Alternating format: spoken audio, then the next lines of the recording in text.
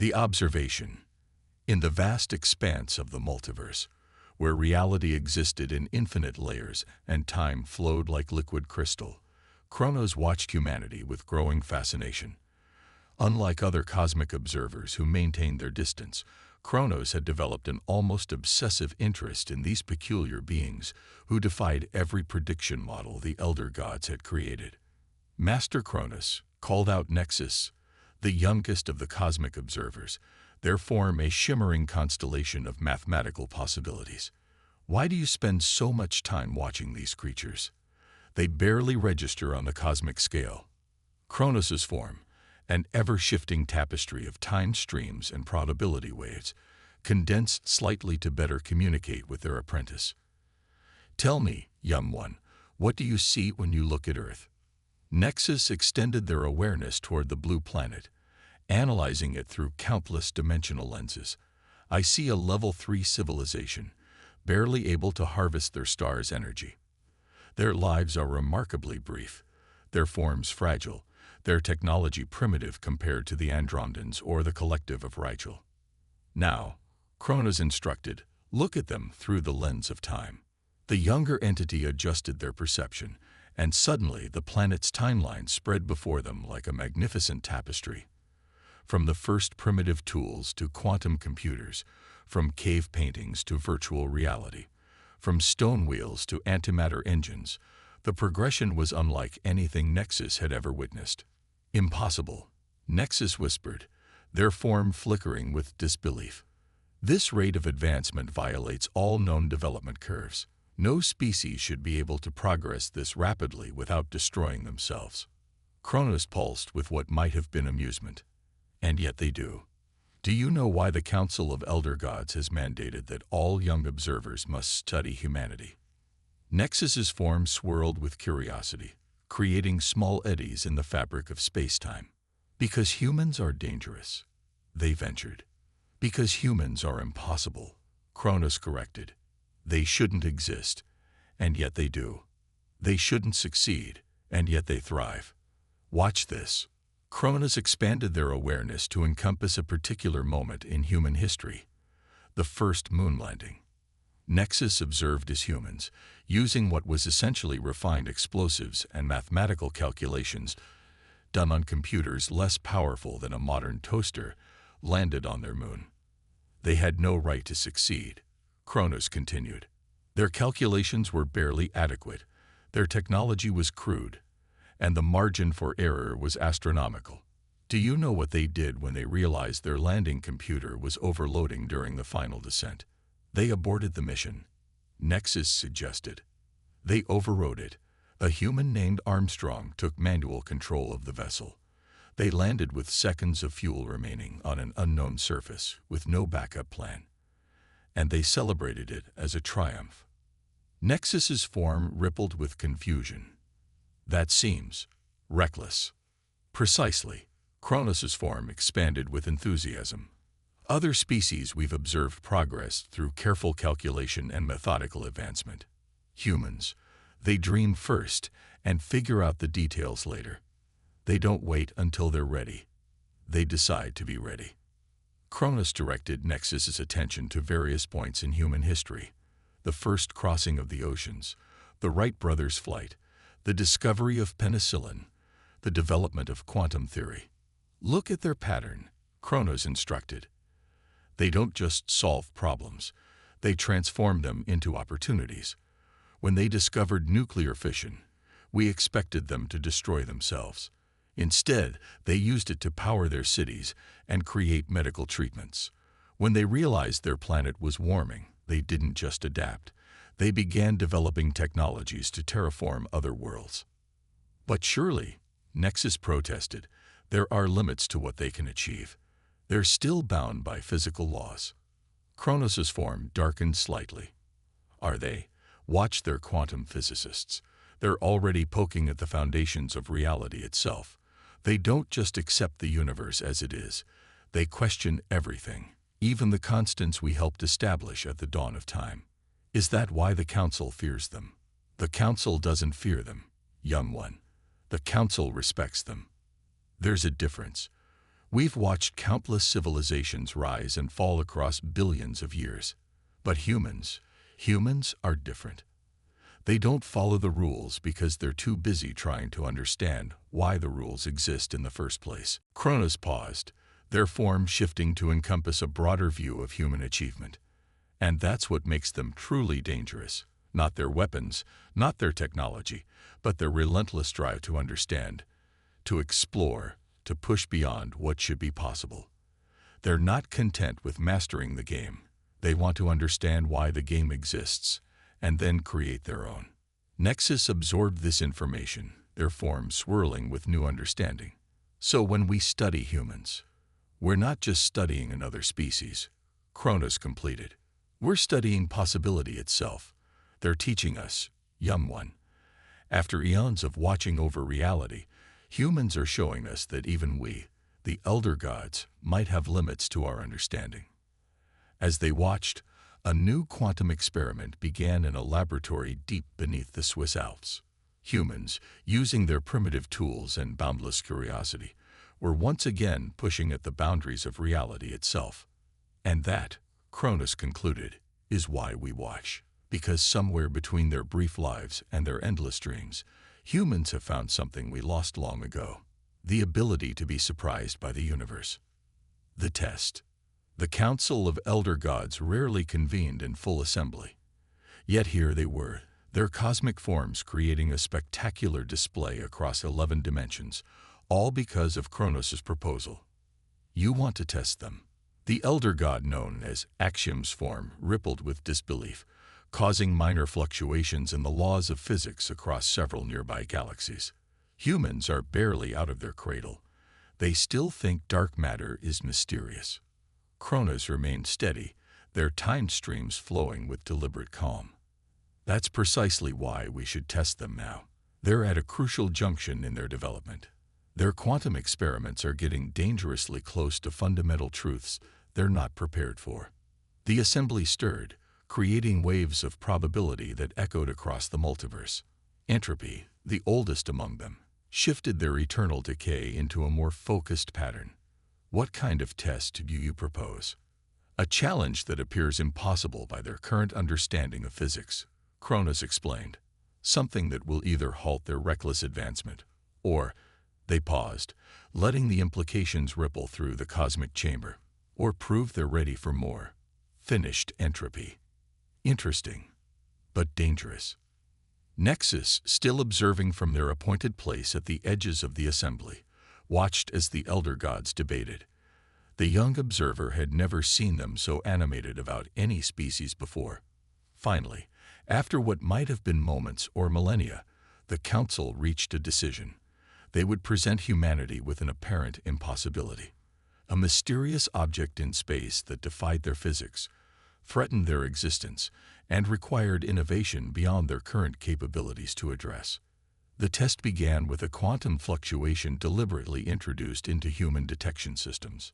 Their telescopes would soon discover what appeared to be a spatial anomaly heading toward their solar system, a void that consumed light, matter, and even time itself. Now we wait, Kronos announced. But they didn't have to wait long. Human scientists detected the anomaly within days of its introduction. Kronos and Nexus watched as humanity's response unfolded, far different from anything the elder gods had anticipated. Instead of panic, there was fascination. Rather than prayer, there was calculation. Where there should have been fear, there was determination. Humans approached the impossible with their characteristic blend of optimism and pragmatism. Look at this, Kronos indicated to Nexus, focusing on a particular laboratory on Earth. They're not just studying the anomaly, they're trying to replicate it. Indeed, humans had already begun constructing experiments to generate similar quantum effects on a microscale. They weren't just looking for a solution, they were trying to understand the fundamental nature of the problem. But the anomaly doesn't follow their laws of physics, Nexus observed. Their experiments should be impossible. Should be, Kronos agreed. But they're succeeding. Watch. In laboratories across the planet, humans were discovering new principles of quantum mechanics that even some elder gods had forgotten. They weren't just solving the problem, they were rewriting their understanding of reality itself. The council watched in growing astonishment as humans began to theorize about concepts that should have been centuries beyond their grasp. They talked about quantum tunneling on a cosmic scale, about manipulating the fabric of space-time itself, about concepts that bordered on the knowledge of the elder gods themselves. "They're not supposed to be able to do this," Axiom commented, their form fluctuating with concern. "Their mathematics isn't advanced enough. Their technology isn't sophisticated enough." And yet, Cronus responded, "They are doing it, not because they can, but because they believe they must." The humans had formed a global collaboration unprecedented in their history. Political differences were set aside. Resources were pooled. Every scientist, engineer, and thinker was focused on the same goal. They weren't just trying to survive. They were trying to understand. As the anomaly drew closer, humanity's efforts intensified. They built new types of sensors, developed new theories, and created new technologies at a pace that defied all previous models of technological advancement. "They're not just passing the test," Entropy observed, their decay patterns forming complex patterns of appreciation. "They're transcending it." The Council watched as humans began construction on massive devices around their planet. Devices that, by their calculations, shouldn't work. But human engineers didn't seem concerned with what should or shouldn't be possible. They were too busy making the impossible happen. "Should we stop them?" Nexus asked, noting how close humans were getting to fundamental cosmic principles. "They're approaching knowledge that took us eons to understand." Kronos' form pulsed with what might have been pride. "Stop them, young one. We couldn't stop them if we wanted to. That's what makes them extraordinary. The more impossible something seems, the more determined they become to understand it." As if to prove Kronos' point, a breakthrough occurred in a small research facility in Japan. A team of scientists had not only figured out how to neutralize the anomaly, they had discovered how to harness its properties. They were turning what should have been their destruction into a potential source of unlimited energy. "Remarkable," Entropy commented. "They didn't just solve the problem we presented, they improved upon it." The Council stirred uneasily.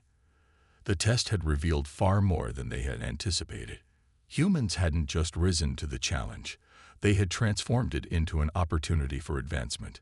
"Perhaps," Axiom suggested, their form rippling with newfound respect, "we should reconsider our position on human development. They're not just another emerging species. There's something entirely new." Cronus turned to their apprentice. "Do you understand now, Nexus? This is why we study them. Not because of what they are, but because of what they show us is possible." As they watched, humanity prepared to implement their solution, unaware that their response to this test would forever change their status in the cosmic order. The revelation. What the elder gods hadn't anticipated was that humanity's solution to their test would tear open the veil between dimensions. As humans activated their quantum resonance array to neutralize the anomaly, they accidentally glimpsed something they were never meant to see: the Council itself. For a fraction of a second, as their devices interfaced with fundamental forces, millions of human minds simultaneously perceived the elder beings in their true form. The Council's reaction was immediate and unprecedented. Chaos erupted across multiple dimensions as the elder gods realized their carefully maintained separation from mortal beings had been compromised. "This is catastrophic," Axiom declared, their form creating distortions in reality itself. "They'll panic. They'll fear us. Every species that has ever glimpsed our true nature has descended into madness or religious fanaticism." But once again, humanity defied expectations. Within hours of the event, human scientists were already compiling data. Instead of fear, they responded with methodology. Rather than worship, they sought understanding. Surveillance stations across Earth captured readings of dimensional fluctuations. Quantum computers processed patterns in reality's fabric that shouldn't have been detectable by their level of technology. "Fascinating," Cronus observed, watching as humans began to piece together the truth. They're not asking if we exist. They're asking how we exist. The council watched in stunned silence as humanity's response unfolded. Social media platforms exploded with discussions not of gods and demons, but of higher dimensional physics and theoretical mathematics. Universities worldwide began cross-referencing ancient mythologies with quantum mechanics, finding patterns that had been hidden in plain sight for millennia. They're reconstructing our fundamental nature through scientific inquiry. Entropy noted, their decay patterns forming complex expressions of amazement. No species has ever approached us this way. Indeed, within days, humans had already developed several promising theories about the elder god's true nature. They hypothesized about beings of pure energy existing in higher dimensions, about entities that had evolved beyond the constraints of space-time, about ancient custodians of universal constants. And they weren't afraid. Look at this, Nexus indicated, highlighting a particular human conversation. A group of physicists was already discussing potential methods of initiating communication with higher dimensional beings. They weren't planning to beg for salvation or offer worship. They were drafting proposals for scientific collaboration. They want to talk to us, Kronos explained, their time streams swirling with amusement. Not as supplicants, but as colleagues. The council's debate about how to proceed was interrupted by an unexpected development. Humans had already begun constructing new devices, crude by cosmic standards, but remarkable in their ingenuity.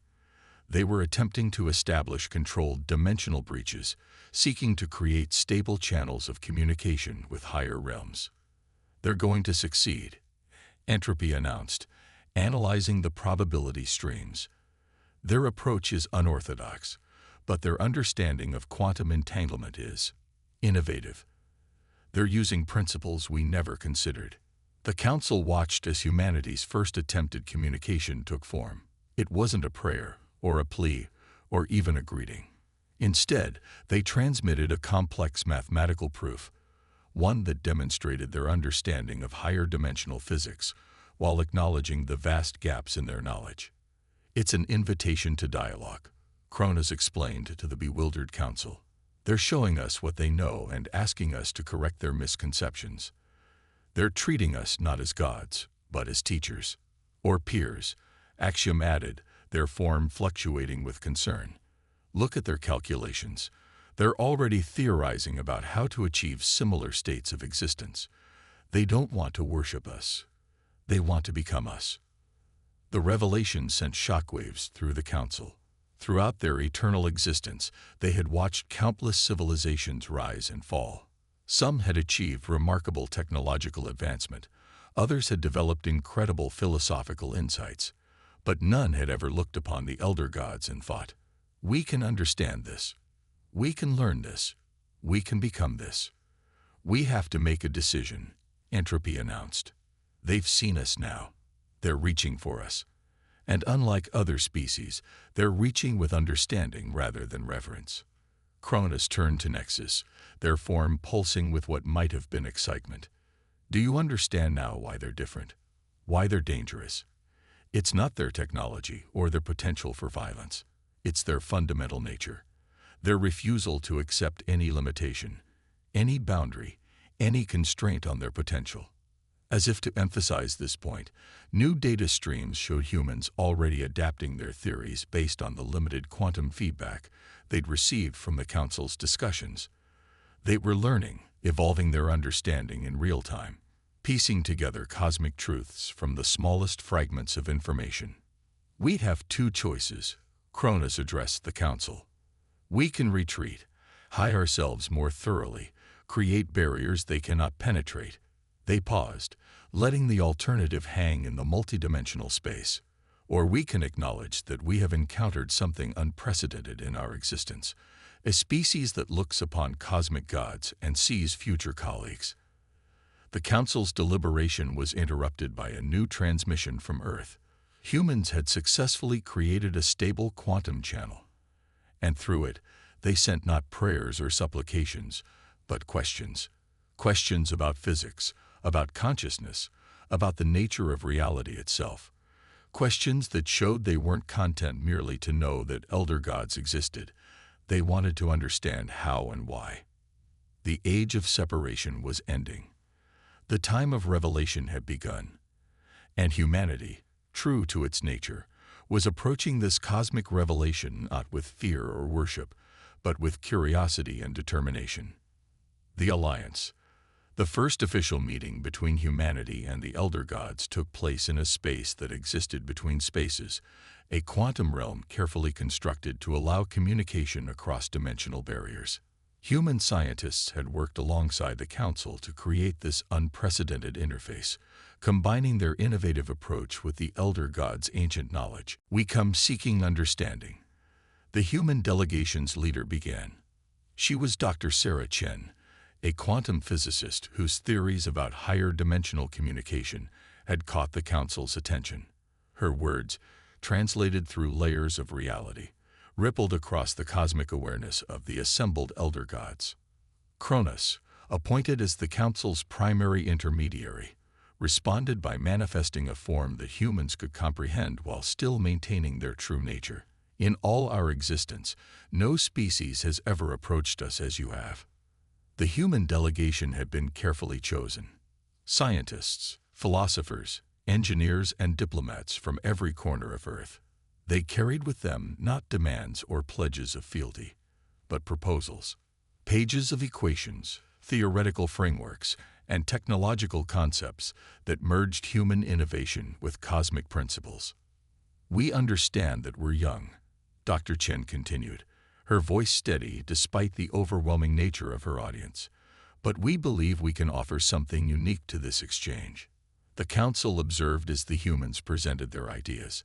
They had already begun developing technologies that approached reality from angles the elder gods had never considered. Their limited lifespan, rather than being a hindrance, drove them to seek elegant solutions that even immortal beings hadn't imagined. Look at this, Nexus whispered to Kronos, highlighting a particular human proposal. They've developed a theoretical framework for dimensional engineering that's completely different from our traditional approaches. It's beautiful in its simplicity. Indeed, humans had taken their understanding of quantum mechanics and applied it in ways that surprised even the eternal beings. Where the elder gods had evolved to naturally manipulate reality, humans had developed tools and mathematics to achieve similar results through entirely different means. We propose an alliance, Dr. Chen announced, displaying a holographic model of their first joint project. Not as supplicants, but as partners. There are things we can learn from you, certainly, but we believe there are also things we can teach you. The audacity of this statement created ripples of astonishment through the Council, yet none could deny the evidence before them. Humans had already proven their worth by establishing this very communication channel, a feat that combined elder god wisdom with human ingenuity. They want to start with small projects, Kronos explained to the Council. Joint research into dimensional stability, collaborative efforts to understand the nature of consciousness across different planes of existence, shared exploration of the spaces between realities. What amazed the elder gods most was humanity's approach to immortality. Unlike other species who had begged for eternal life, humans were more interested in understanding the nature of existence itself. They didn't want to simply live forever. They wanted to comprehend what forever meant. We have concerns about your rapid advancement, Axiom stated, their form creating complex patterns of caution. Your species moves very quickly, perhaps too quickly. Dr. Chen's response was characteristically human. We move quickly because we must. Our lives are brief, but our curiosity is endless. We don't have the luxury of taking millennia to contemplate each step. We learn, we adapt, we evolve. Not because we want to, but because it's who we are. The Council observed as humans presented project after project, each one demonstrating their unique approach to cosmic challenges. They had already begun developing technologies that could stabilize quantum states across dimensions, theories about consciousness transfer between different planes of reality, and frameworks for understanding the very nature of existence itself. They're not just suggesting cooperation. Entropy noted, their decay patterns forming complex expressions of appreciation. They're offering us a new perspective on reality itself. The human proposals weren't just about gaining knowledge. They were about combining the strengths of both species. Where the elder gods had eternal patience and fundamental understanding, humans brought creativity, urgency, and an ability to see patterns in chaos. We're not asking you to give us all your knowledge, Dr. Chen clarified. We're asking you to work with us to discover new knowledge together. There are questions even you haven't answered, mysteries even you haven't solved. Let us help you explore them. The council's deliberation was shorter than anyone expected. The evidence was undeniable. Humanity had proven itself not just worthy of contact, but capable of contributing to the understanding of reality itself. We accept, Kronos announced, their form creating patterns of agreement that resonated across multiple dimensions. But understand this alliance will change both our species. Are you prepared for that? Dr. Chen's smile was visible even across the dimensional barrier. Change is what we do best. The question is, are you prepared for how fast we'll want to move? The alliance was formed, marking the beginning of a new era in cosmic history. Humanity had achieved something unprecedented. They had made the elder gods question their own assumptions about the nature of existence and progress. As the human delegation began discussing the practical details of their first joint projects, Kronos turned to Nexus. Now you see the true danger they represent, not because they might destroy or challenge us, but because they might change us. They make us question things we've taken for granted for eons. The young observer watched as humans and elder gods began their first collaborative experiments, already seeing how each species' approach complemented the other. Perhaps, Nexus suggested, that's exactly what we needed. The new era. A century after the first alliance between humans and elder gods, reality itself had begun to change. The boundaries between dimensions had become more permeable, not through decay or accident, but through careful, deliberate engineering, a combination of elder god wisdom and human innovation. In what was once empty space between galaxies, massive structures now hung in the void. Quantum observatories designed by human architects and powered by elder god principles. These installations served as meeting points between dimensions, places where the finite and infinite could interact and learn from each other. It's remarkable, Nexus observed, watching a team of human scientists work alongside manifestations of elder gods in one such facility. They've achieved in decades what we assumed would take millennia. Kronos, their form now comfortable shifting between multiple states of existence, nodded in agreement. And yet, this is just the beginning. Watch. In the quantum laboratory below, Dr. Maya Patel, a descendant of the original contact team, was presenting her latest findings. Her research team had discovered a way to transfer consciousness not just between dimensions, but between different states of existence entirely. It was a breakthrough that even the elder gods hadn't considered possible. The humans have changed us, Entropy admitted, their decay patterns forming new and unexpected configurations. We who were eternal and unchanging have learned to adapt, to evolve, to see reality through new eyes. Indeed, the partnership had transformed both species. Humans had gained understanding of cosmic principles that had once seemed like magic, while the elder gods had learned to appreciate the beauty of mortal perspective, the urgency, creativity, and passion that came from having limited time. Look there, Kronos indicated, focusing on a particular project. A group of humans was teaching young cosmic entities about innovation and creative problem-solving, while elder gods shared insights about the fundamental nature of reality. The exchange of knowledge flowed both ways, each species contributing their unique strengths to the partnership. But perhaps the most significant change was philosophical. The elder gods, who had once watched the universe with detached observation, had learned to engage with it more directly. Humans, who had once rushed headlong into the unknown, had learned the value of patient contemplation. We were wrong about them, Axiom acknowledged, their form creating patterns of admission that rippled across dimensions. We thought they would either destroy themselves or become like us. Instead, they've shown us a third path, one of continuous growth and mutual evolution. The evidence of this new era was everywhere. Across the galaxy, human colonies flourished alongside dimensional nexus points.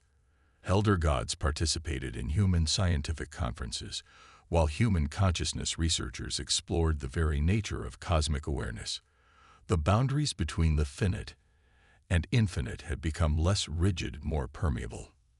They've begun the transition, Nexus noted, observing a group of humans who had chosen to evolve beyond their physical forms, but not in the way we expected.